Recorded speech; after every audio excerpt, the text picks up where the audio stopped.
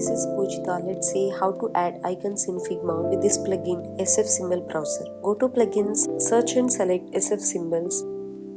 We have different views of icons here. There are plenty number of icons and we have some options. I'm selecting copy and paste and I'm selecting an icon. To see this icon, I need to change the font to SF font family. I can select any SF font here and I'm able to save. We can play with the icon size and weight by changing the font weight and font size here.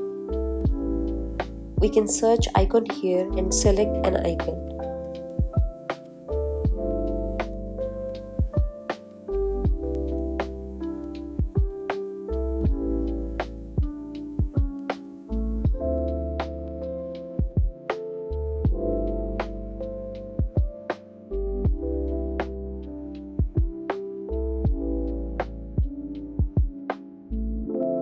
We can find many more amazing Figma plugins curated for designers in bestfigmaplugins.com. Thank you for watching.